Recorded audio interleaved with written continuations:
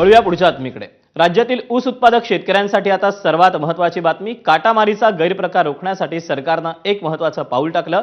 साखर कारखान्यांचे वजन काटे आता डिजिटल प्रणालीद्वारे सरकार यंत्रणेशी जोडण्याच्या सूचना देण्यात आल्यात। या संदर्भातलं पत्र साखर आयुक्त कार्यालयाकडून जारी करण्यात आलं। याबाबत सरकारने वैध मापनशास्त्र विभागाला सूचना दिल्यात। साखर कारखानदार काटामारी करतात अशा तक्रारी संपूर्ण राज्यातील शेतकऱ्यांकडून करण्यात आल्या होत्या।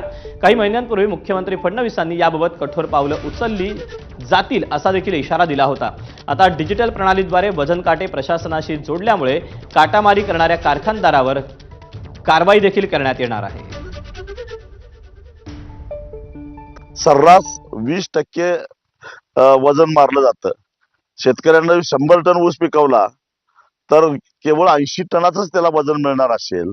सरकारी मालकीचे वजन काटे उभा करणे किंवा महाराष्ट्रातल्या सगळ्या साखर कारखान्यांचे वजन काटे डिजिटल ऑनलाईन करणं आणि राज्य सरकारच्या नियंत्रणाखाली एका सर्व्हरला ते जोडणं, हा निर्णय घेतल्याशिवाय ऊस उत्पादक शेतकऱ्यांची लूट थांबणार नाही। ऊसामध्ये होणारी काटामारी रोखण्यासाठी सरकारने काय प्लॅन आखलाय आपण तो पाहूया। कारखान्यांचे वजन काटे राज्य सरकारच्या मुख्य सर्व्हरला ऑनलाईन पद्धतीने जोडले जाणार आहेत। प्रत्येक साखर कारखान्याच्या वजनाची नोंद राज्य सरकारकडे राहील।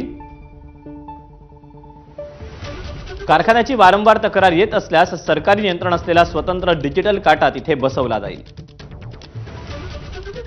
स्वतंत्र वजन काटा बसवण्याचा खर्च आमदार किंवा खासदार निधीतून दिला जाईल।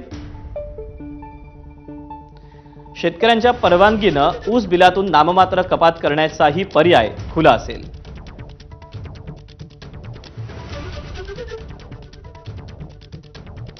वळूया पुढच्या बातमीकडे।